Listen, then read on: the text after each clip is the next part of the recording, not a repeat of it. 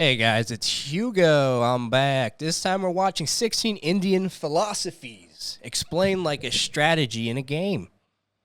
Hit the like button, subscribe. I don't know मैं कैसे Start explain over.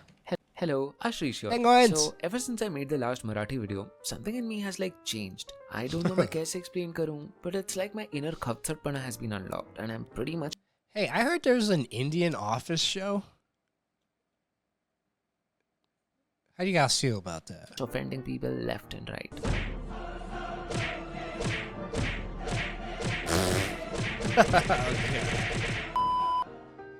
Yeah, so in this sassy IIP zone, I thought of making a meme. What if Indian philosophies were like strategies in a game? It kind of blew up on the internet. A lot of you also asked me to make a detailed video about it. So this is that video. Acha, before we dive right into the heart of it all, let's take a step back and think about what is Indian philosophy in general. You must have heard that India is a land of seekers, not a land of believers. Because in desh mein, we have always sought for something. Sought for what exactly? Well, you know, the usual fun stuff. Ways to reduce suffering, finding the meaning of life, attain enlightenment. Society jab affluent ho jati hai, then it climbs up the Maslow's pyramid. And we move to doing all this deep shit about life and all that stuff. And because like time I like this guy already. You know, I can tell you this guy's videos are solid. I've never seen any of his other videos, and I just know they're good. GDP shared by country. What is OAD?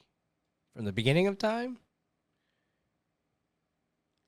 Dang, USA was just crushing it in the 70s. had 25% of the world's GDP. It had enough time and energy to experiment with all the deeper questions of life. And जितने लोग थे उतने approaches to life, उतने ही strategies to plan how life should be. काफी कुछ like playing a game of PUBG. BGMI, sorry. Different players have different strategies to win. Some prefer close range Just hitting someone in the head with a grenade is so good. combat, while others like sniping from a distance. आप defensively भी खेल सकते हो, या you can drop into Pochinki and wage an all-out war. The goal is the same, to emerge victorious, but the paths to get there are multiple. So there is a natural analogy to how you play a game and how you live your life. Okay, another disclaimer, all of this is in good fun, so don't take it too seriously. If you're easily offended, maybe grab like a chai or something and come back when you're feeling a little more chill, alright? Please. Chalo, let's No start offended. with the first category, the easy mode. Easy. This is the easy mode, where we are just playing the game casually. The strategies in this mode are beginner friendly, matlab they are easy to understand and get started with, but that does not mean that they are necessarily easy to master. That is also why they are the most popular of all the strategies in this chart. Gaming terms में बोलूं तो it is tough to get a high score using these strategies, but game के मजे आप काफी ले सकते हो. So let's start with the first strategy, Bhakti. Bhakti is the most democratic strategy out there. The Sanskrit word for devotion, Bhakti, is all about surrendering yourself to the game creator. In Bhakti, you use your emotions to please the creator, worship the creator, and basically dedicate yourself to him, hoping that along the path he will be impressed with your devotion and also maybe help you out. Bhakti strategy mein, you don't imagine God as some mysterious abstract force in the sky. Instead, you give him a form, often an idol or an image. And not just that, you see him like a person, like a friend, a child, a master, or a lover. Oh, okay. I like you basically that. humanize the creator. Now, if you're not the emotional kind, you might find all of this kind of sweet, but also a little bit cringy. I mean, these guys are playing the game more from their hearts Doge. than their minds. You could also say that since Bhakti folks primarily operate through emotion, noob Bhakti players can easily get corrupted. They might end up following all sorts of cults, becoming excessively obsessed, or even getting lost in the theatrics of it all. What they're showing right here, guys, is this like a real life cult? Let me know, because I'm interested in like what makes what happen. I'm trying to put like this fan in a way that doesn't annoy me. Sorry. That can't be right. Ooh, maybe like that. Boom. We did it. And also get exploited in the process. But well, because of its raw appeal, Bhakti is incredibly popular, and not just in India, but everywhere. You could also say that Bhakti is like the gateway drug of religion. It's often the first step that people take towards exploring their spiritual side. Whether you're a casual player or a hardcore devotee, Bhakti offers a way to connect with the divine on a very deeply personal Why level. was she just... Moving on, the Puran strategy. The Puran players are the second most popular players of the game. Puran or Purana, however you want to pronounce it, literally means old or ancient stories. If you are a Purana player, you are basically the ultimate lore nerd of the game. You know everything about the game's mythology, the stories of the top players, the many gods and demons, heroes, side heroes, all of that. Technically, the Purans are the collection of 18 major texts, each focusing on different aspects of the game lore. Some like the Bhagavad Puran are all about the avatars of Vishnu, which are also popular among the Bhakti player. Bhagavata Puranam starts where Mahabharatam ends. It elaborates about the end of Mahabharatam and its aftermath. It talks about the history Legend of of Parikshit Ramayana. Maharaja, start of Kali Yugam and how it would unfold. Bhagavata Puranam also elaborates the account of the conversation between Uddhava and Vidura. Others like the Shiv Puran are a little more abstract and delve into the mysteries of the universe. Shiva Puranam illustrates the origins of Shiva in the form of Agni Stambham, the conflict between Sri Mahavishnu and Brahma. It talks about the sacred rituals of Shivalingam. It talks about the Shiva Tattvam, the philosophy of Shiva. Yeah, I can see why Bhakti would be a little Puran, the longest Puran, easier actually, game, which is about Kartikeya, the son of Shiva and Parvati. Skanda Puranam. It is the largest of all the 18 Puranas. Almost every sacred place There's in too many. Bharat Look, has I'm a telling you, place there's just in too many Skanda of Puranam. them. But the Purans aren't a bunch of dusty old stories only. They're also packed with practical advice and spiritual wisdom. They teach players about enlightenment, the nature of karma, reincarnation, all of which help you level up in the game. Puran shouldn't be confused with Itihas, although they are often mentioned together side by side. And Purans and Itihas together are considered to be the fifth Veda, or Ved. Fifth Ved. For players who love to LARP or live-action roleplay or imagine themselves as the great heroes, the Purans and Itihas offer a wealth of inspiration. These epic tales provide a framework for understanding the world and your place in it. And enact yourself as Maryada Purushottam Ram, or Dharma Pitama Bhishma, or the clever Shakuni, or the strong Bhim. So, if you're ready to geek out on some ancient Indian lore, grab a copy of your favorite Puran and dive in. Just be warned, you might end up spending more time reading than actually playing the game. And if you don't understand the symbolism, you might take things literally and then be confused with all the conspiracy But hey, that's the life of a true Puran fan. Next we move to the Smarta strategy, or as an Australian would say, Smara, because it claims to be the smartest strategy. The Smarta strategy is the jack of all trades strategy. It is all about bringing together the best bits of Hinduism into one package. The founder of Smartaism was Adi Shankaracharya ji, who was kinda like the Steve Jobs of Hinduism. He looked at the different philosophies and practices spread all over India, and he thought to himself, hey, we can simplify this for everyone. So he took the Vedanta philosophy, mixed in a bit of yoga, and then blended it all with a chutki of bhakti traditions, and thus was born a streamlined, user-friendly version of Hinduism that anyone could get into. The Smartas are known for their Panchayatna Puja, which is kind of like having an all-star team of deities. You've got Vishnu, Shiva, Shakti, Surya, and Ganesha. In some Smarta tradition, there is even a sixth abstract and impersonal deity to represent the ultimate reality. And if you're in South India, you might see even Kartikeya join the party too. But here's the thing, Smartas believe that all these deities are just different ways to connect with Paramatma. It's like having multiple paths leading to the same destination. You can choose one that resonates with you the most, but ultimately they all lead to the same place. Today, most Hindus, including you, have a bit of Smartaism in you, even if you don't realize it. आपके घर में जब पूजा होता है, then you see multiple gods and goddesses के मूर्तिs. They all come from the efforts of Adi Shankaracharya ji. Next on Karma Yoga. So just to verify, the last one was basically saying like, yeah, sure, there's all these different deities, but there's still just one technically. Like it all leads to the same place. Is that right? Kind of like the coordinate in Attack on Titan, just in a better way. Karma yogis are the unsung heroes of the spiritual world. They are like the best supporting actors who sadly never get an award for it. Karma yoga is all about doing your duty without making a fuss about it or without expecting any kind of rewards. It's the ultimate just do it mentality. As we all know, in the Bhagavad Gita, Krishna famously tells Arjun, Yo, Parth, you've got a job to do, my man. Just do it, bruh. Just do it. Alright, there's a slight chance that Krishna didn't say that. But, well, you get the vibe, right? Karma Yoga is one of the 4 main paths to enlightenment in Hinduism. It's often seen as the easiest path because it does not require any special skills or knowledge. All you need is a willingness to work hard and have a sense of duty. Indians have long been Karma Yogis, I think. At a time when some countries would resort to violence and destroy their culture, our parents and grandparents were masters at showing up to work every single day and putting in the hours no matter how tedious the job was. Like seriously, can you imagine working a single job for 30 years? Yeah, well, how did they do it? Like, I worked at like Best Buy for a year, and by the end of Best Buy, I was like, okay, that's it for me. Like, I'm probably just gonna never walk into a Best Buy again. It's different. I just, kudos.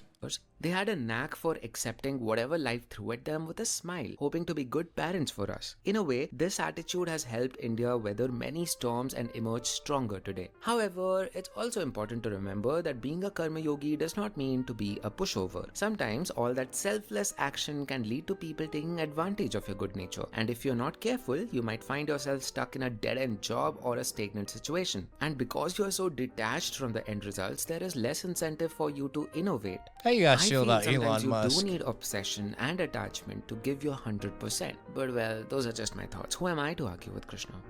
So yeah guys, that concludes our easy tire. Before we move on to the next tire, guys, if you have been liking this video, please do like and hit the subscribe button. Please do, guys. It really does help. And yes, if you like this poster and would like to hang it on your wall to have a conversation starter with your friends, you can find a link in the description box below. Chaliye, let's now move on to the hard mode. These strategies are definitely not for the beginners. They require us to carefully understand a new framework to look at reality. And all these strategies involve breaking down reality into smaller fundamental components. This is kinda like looking under the game and tinkering directly with the code yourself. You won't find many casual gamers talking about these strategies at parties, but the true geeks, the ones who are hardcore nerds about the Vedas and the Upanishads, will find a way to these strategies. Alright, let's begin. I don't even know what I'm Nyaya. watching. Nyaya is all I gotta get rid of these for a second. Spend hours arguing with other players about the game's rules and mechanics.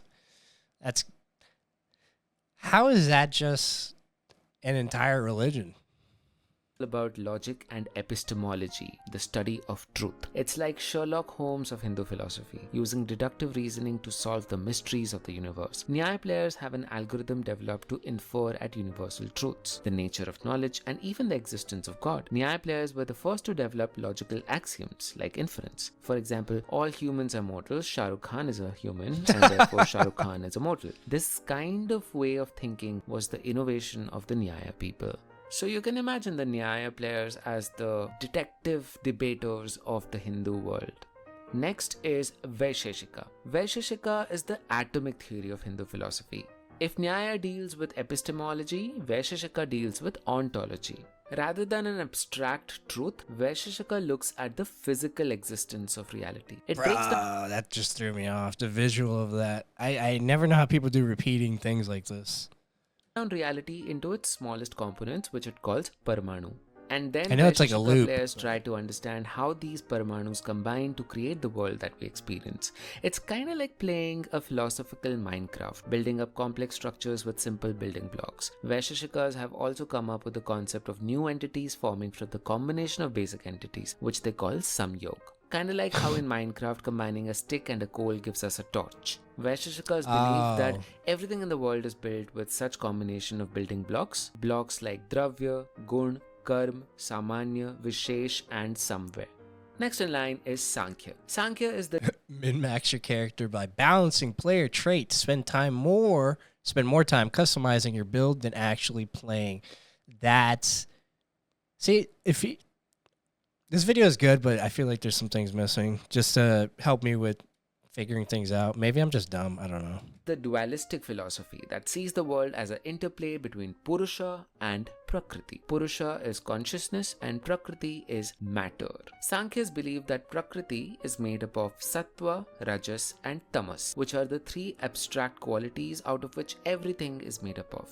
Prakriti is drawn to Purusha like iron to magnet, and from this interaction of Purusha and Prakriti, Buddhi or intelligence is created. From this intelligence, Ahankar or identity emerges, and just then keeps from going. this Ahankar, 23 tattvas come into This is why this existence. is hard mode. Sankhyas believe that the world is real and cause and effect are tied together in one unit.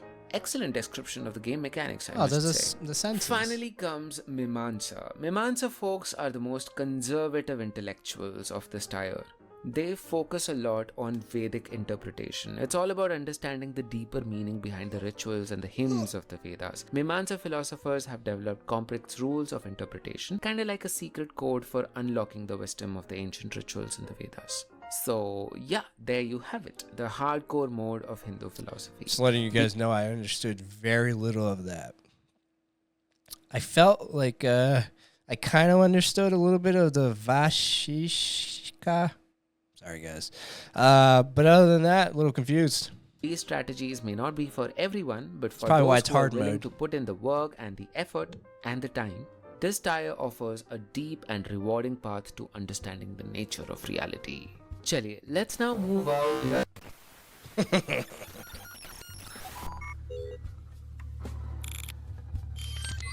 Welcome to the hacker mode. Look who decided to venture into the dark underbelly of Indian philosophy. The They're hacker getting me. mode. They're getting me because The I'm getting place more where the rules are interested. bent, the boundaries are blurred, and the mind is pushed to the end limits. If you thought the hard mode was intense, you haven't seen anything at all. The my dear Stranger friend. Things? Let's start, I shall haven't we? seen that. Buddhism. Once upon a time in the game of life, there was a player named Siddhartha Gautam. He was born into a wealthy family and all his abilities were maxed out. But as he leveled up and explored the world more, he realized that the whole game is rigged. No matter how many points he scored or how many enemies he defeated or how many treasures he acquired, the feeling of winning was always temporary. But the pain of losing again and again, that suffering, Siddhartha realized, was the only constant. Siddhartha, or as he would be later called the Buddha, had a revelation. The root of all suffering, he realized, was attachment. The desire to win, to conquer, to possess. These were the chains that bound players to the cycle of playing again and again and again. I didn't know Buddhism was... I'm sure, this is like a simplification of everything, but I did not know that Buddhism was kind of almost nihilistic. Like, no matter what, towards the end, it's like you can be as great as you want, nothing changes. And the attachment is kind of what keeps you grounded to something you don't want to be grounded to. Again, and thereby suffering again and again and again. The only way to break free from this was to let go of the game entirely. And so, the Buddha quit the main quest. He abandoned his clan, his wealth and his status and set out on a new path. Instead of competing for high scores and rare loot, he found happiness in the simple things of life. Chilling out in the scenery, driving a car around, all the peace stuff we know Buddhism for, right? Here is where it gets trippy. According to Buddhism, there is no player, there is no true self, there is no Atma, there is no soul. Instead, the whole game is a set of predefined scenarios like nodes in a cosmic network. Our identities, our memories, our sense of being, all of these are illusions, projections of the mind that are already predefined. That's So you see, Buddhism isn't just about finding inner peace, it's That's interesting just because, I've always wondered, like, if everything is predetermined, like, what's the point? And if it's not predetermined, still, what's the point? Like, it's just, I don't know. This 15 minutes in, and now I'm just getting depressed. It's about confronting the void. That void that exists in the heart of existence. That void that exists everywhere. No, I'm Jainism. just gonna... Jainism takes No, I'm just going to be, like, stuck in this loop of thought process. Jainism, the attempt at the ultimate pacifist run, taking no kill to the extreme, taking no kill. Okay, avoid harming even a pixel ant, carry no weapon, harm no NPC. That would be impossible to do in just about every video game. Progressing forward, I believe. I could be wrong. It's funny how many times we want to harm NPCs in video games because it feels like it's not a big deal. Interesting. Takes a unique approach to the game of life. They believe that the simple act of existence causes violence. Every time we breathe, we walk, we talk, we eat, we kill millions of creatures. This violence is ingrained in the game. This is what causes suffering. Jains, however, don't just quit in the face of suffering. They've got a strategy to deal with it. Jains see suffering as a way to level up your character. They believe that by facing challenges head on, you can delete your negative karma points and ultimately conquer the game. It's like when you're playing a tough level and you keep dying and dying, you still know that you are getting better with each attempt. In the world full of suffering, reducing that suffering must be the only logical thing to do. Maybe this is the reason why Jain players do so well in the business world. They are not afraid from working hard. And simultaneously, they don't get attached so much to their wealth. No wonder we have folks like this Gujarati couple who gave a I just have to read this because if not, I'll miss it. Donated their entire, what is RS? What is RS? 200 crore wealth to embrace Jain monkhood. Inspired by their children, their symbolic procession marked the beginning of renunciation, leading to their Diksha initiation. What is that? Comment down below. 200 crores of their life earnings. So, 200 in a crore a game lot. where suffering is built in, where being aggressive is not just accepted but also appreciated, the Jain strategy of embracing suffering is a hack of its own kind. Charvaks. The Chardvaka. Ignore the game's objective and just YOLO it. Speed run straight to the end game, skipping all the cutscenes and dialogue. That is exactly how I play every video game. I don't read. I just accept the quest and then I move on and I'm like, oh, I need 7 of these, and then I just go about it. Sometimes I watch the cutscenes depending on how good it is. Most of the time I finish a game, no idea what it's about. I wonder why that is. Because there probably is, like, for some reason, my goal is always to get through the game as fast as possible. And it's never to just enjoy it, which is crazy because that's the point of the game, is to bring you enjoyment, to give you a new reality, to just escapism. But for some reason, when I play a video game, I just want to get as strong as possible, just get through it, do all the cool stuff, and I forget about the actual story. And I'll finish an entire game and be like, what was that about? And that's on me. Charvaks, the ultimate rebels of ancient India. These guys made the Jains look like hardcore devotees in comparison. Charvaks are all about that seeing is believing life. If they can't see it, they ain't buying it. So That's much so that interesting. instead I like of the that. Panchabhut, fire, water, earth, wind and sky, they just believe in 4. Because they're like, what even is sky? Can you touch it? Can you feel it? What even is I take it back. I don't like The it. Charvaks are also master hedonists. They don't believe that life is full Hedonism. of suffering. In fact, they think life is full of enjoyment. Maybe I do like it. So much so that a famous Charvak quote can actually be seen somewhere in a bar in Kanpur. Pitva pitva punah I have so many friends that would love this. pitva yavat patati bhutale utthaya cha punah pitva punarjanma na vidyate.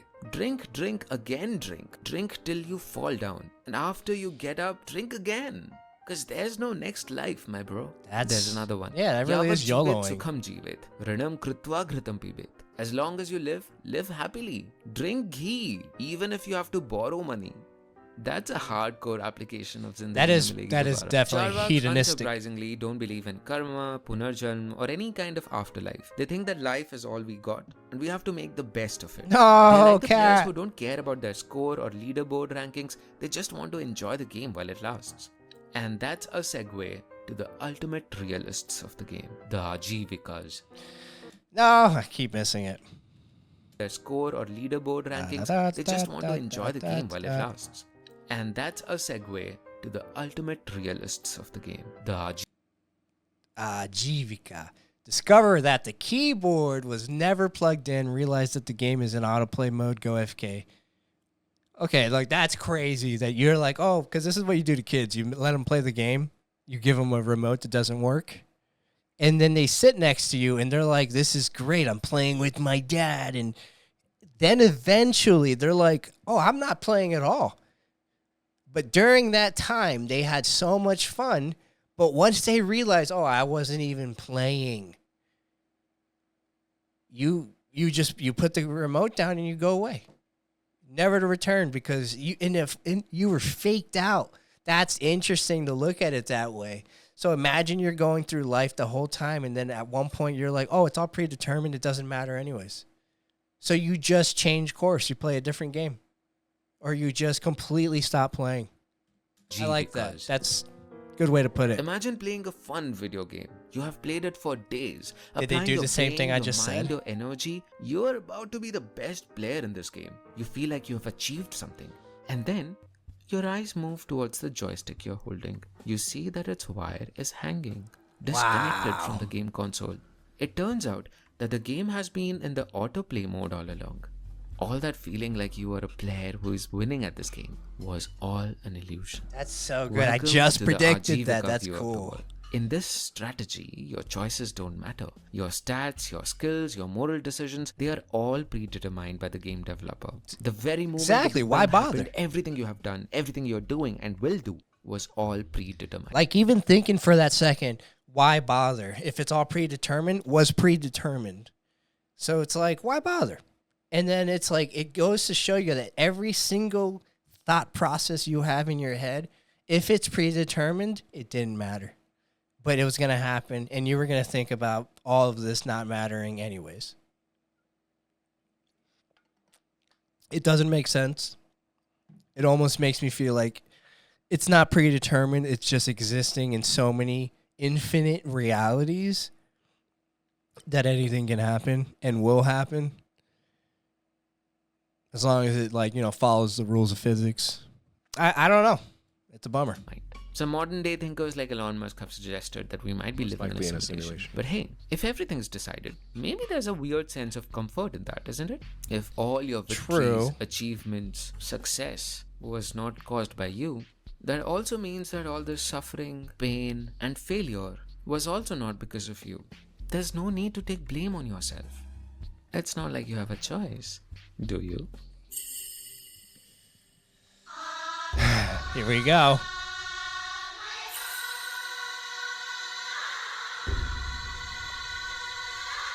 No, my brain.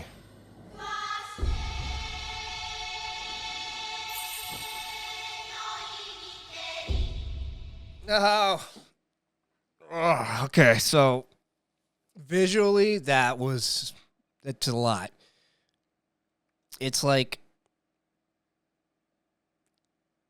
we're the universe. Like if you keep looking within, obviously we make up the universe in like one of the smallest forms, and inside of us there's even more smaller molecules that are hard to even comprehend that make us in the quintillions of cells and atom. I don't understand it. So that visual really messed with me physically. It keeps going. Dear Seeker, The advanced mode. Hey, we made it. I thought hard mode was hard. Hacker mode is hard too. How is yoga in this? All right, I guess we'll find out. congratulations. You have made it to the final part of our philosophical journey, the advanced mode. Here on, we move into the domains that defy simple explanations. Concepts that are so vast and profound that entire libraries could hardly do them justice, let alone this video. Brace yourselves, dear seekers, for the ideas we are about to explore now will challenge your perceptions of reality, consciousness, and the very nature of existence itself. Let's start off with Advaita Vedanta. It won't be an overstatement to All right, realize that you are the game itself. Hack into the dev console and become the game's creator. Basically, you are, like, let's say if you made, you know, Super Mario Brothers. Everything in that game is like, you're the god, you're the creator, you're everything. But in real life, that's where we start to lose it. I know. claim that Advaita Vedanta is probably the finest philosophy that has evolved from Hinduism. Everything converges here. Centuries and centuries of dhyan, research, logic, all merged into one fabric, Advaita Vedanta. Advaita is a realization that you, the player, are not separate from the game itself. You are the game. You are both the creator and the creation. You, my dear friend, are just the universe pretending to be whoever you are. Ooh, I like Advaita that. Vedanta teaches us that the boundaries between the self and the non-self is just an illusion. In reality, there is only one player, one game, one consciousness, experiencing itself through. That's such a good visual. Like, holy, that is so good. It really helps people like me who just need visuals. The whole touching him, showing a third eye, kind of explaining to him via mental clarity that he is basically like you're looking out there like, what is the universe, when within you that's the universe. Like, there's no meaning to anything outside of us giving life meaning. Like, if life wasn't real, like if life didn't exist and it was just rock and matter out there and that was it, the meaning would be pointless. But because we're here and we contemplate everything, we try and figure out what to do with life, that's kind of the meaning of the universe. I'm cracking the code, guys. Let's go. Like throughout button, hit infinite it, forms subscribe. and scenarios. That's cool. That's... Oh, no. No. Unconsciousness. I want to see that visual itself again. throughout infinite forms. That right there, that is an amazing, incredible image. Probably going to be the thumbnail. That's good. Forms and scenarios, birth and death, joy and sorrow, success and failure. All of these are just different levels in the great grand game. Advaita Wow, it's like compels us to waves. realize that the other players are not somehow our competitors who might be competing for limited resources. Advaita tells us that they are all extensions of the same infinite creativity. The vibration that vibrates in me is also the vibration that vibrates in you. And you is me and me is you. This is the ultimate message of Advaita Vedanta. This is my favorite part of the video so far. 21 minutes in, or 20 minutes in, whenever this part started. What is this? I have goosebumps. Oh, of course, the most replayed. Why do you think that is? That's so good. Wow. Visually stunning. Not a disconnected fragment, a lost lonely soul. You are literally the universe. You are blessed to be the form that the universe takes to express itself, to discover itself. By That's embracing so this truth, good. you Wow. tap into a source of power and creativity that is unbounded. This is similar to what Kashmir Shaivism has to say. In many ways, Kashmir Shaivism is the sibling of Advaita and also adds a new dimension to it. While both schools agree that the ultimate reality is one, Kashmir Shaivism emphasizes that the Brahman, which it calls the Param Shiva, is not an inert observer. It is a dynamic creative force that lives and breathes within you. In Kashmir Shaivism, the universe is not an illusion to be overcome. It is real. It is real, unlike Maya. We are not expressions of one passive originator. We are literally the canvases, the playgrounds on which Shiva dances and manifests himself. According to Kashmir Shaivism, it is not about escaping the game, but realizing that we have the power to shape our experience within it. Kashmir Shaivism. This is so good. Like, through life, I've had my moments where, you kind of give up and you're like, what's the point of it all? And I've gotten messages from, life, other people just sharing wisdom. And they say, if life, I'm losing my train of thought, but ultimately they're like, you're not as special as you think you are.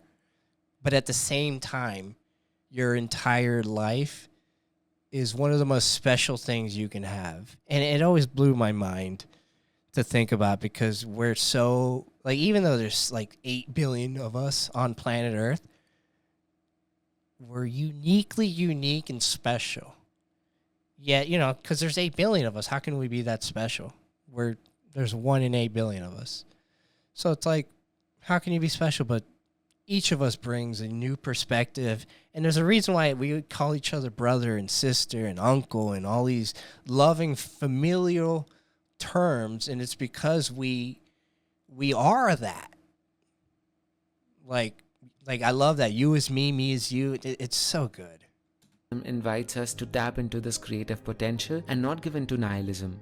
It challenges us to recognize the Param Shiva in us and break away all illusions and shape reality, not just be a slave to it. Tantra.